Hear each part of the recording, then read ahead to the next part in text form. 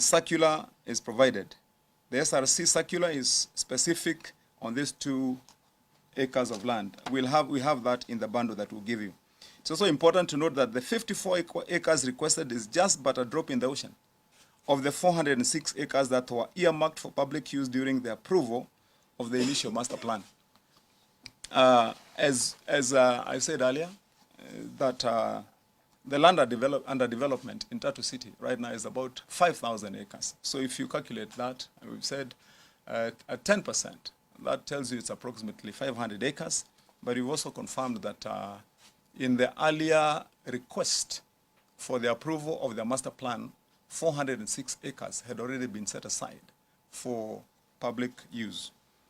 So it is therefore dishonest for Preston under the tutorship of a few politicians, and this we are clear about, because what Preston was doing yesterday is playing to the gallery and dancing to political tunes which he had been lured into, thinking that they could coerce us by threatening that they are going to scandalize us, that we would give in.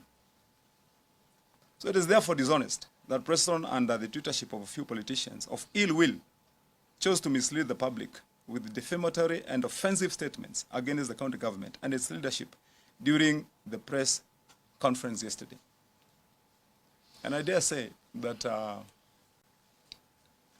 it's very unbecoming, very unbecoming. It's unprecedented that a man of Preston's standing, with the confidence that has been given to him by a lot of investors, whom we welcome, as I said, in Kiambu, and whom we respect and whom we shall protect, should opt to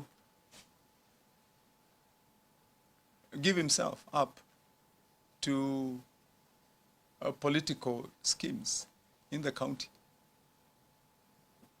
and thinking that we as a county government are going to bend the law.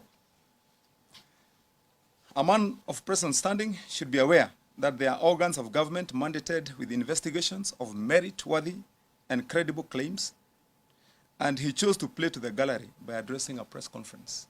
While of course it is clear that if he had made any merit of distortion, of being extorted, then he knows all the organs. The entity has been here for 14 years. He knows that we have the DCI, we have the police, we have EACC. They are credible places where you make allegations if they are truthful. But calling for a press conference and saying that he loves the media, we all love the media, but we know what to take where. And that was just intended to achieve one goal, to scandalize us, with the intention of scaring us that as political leaders will be scared not to state facts as they are. So we have been in touch with the management of Tatu City, as evidenced in the following correspondences. We have them here. We will share with the media. There was a letter that was dated September 18th, 2023, that was shared also with the National Director for Physical Land Use and Planning on the approval of the master plan. There is a letter dated September 26, 2023, to Tatu City as a response to the outstanding issues. There is a letter dated 8th of December 2023, where we discussed the outstanding issues again relating to the approval, and a letter dated 7th of March 2024, a response to the National Director on the amended physical and land use plan. There was a letter dated again on the 16th of April 2024 on the pending issues. Further correspondence also again was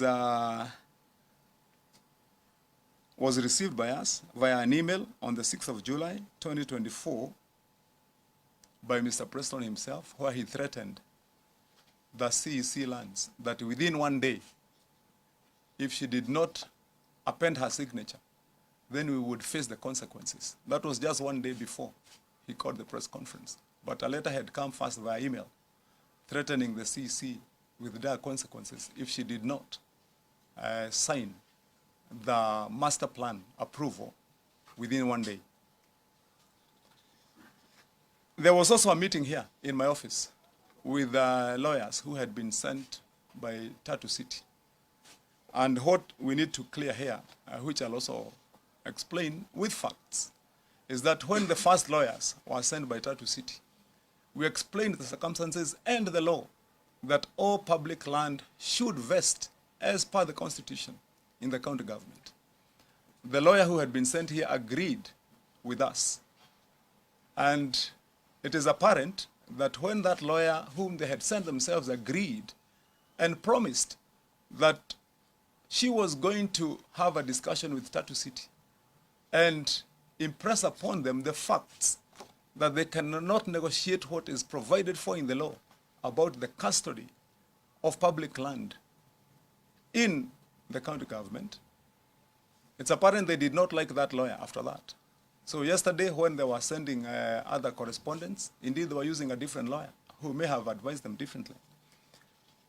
The county government of Kiambu remains committed to providing a conducive environment for both local and foreign investors, recognizing the crucial role in job creation and economic growth in our county.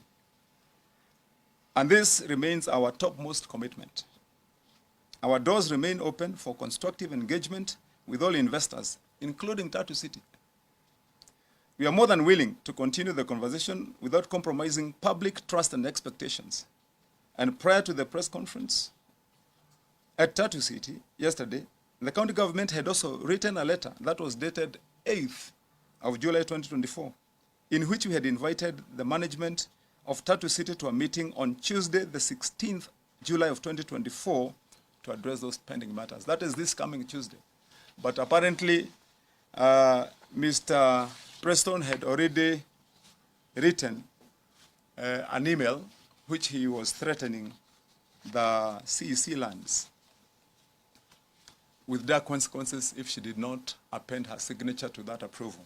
And just to make matters clear so that we can close and allow any questions that may be there. Number one, I said that in the one and only physical engagement we have had with Tatu City, we went there as the government of Kiambu.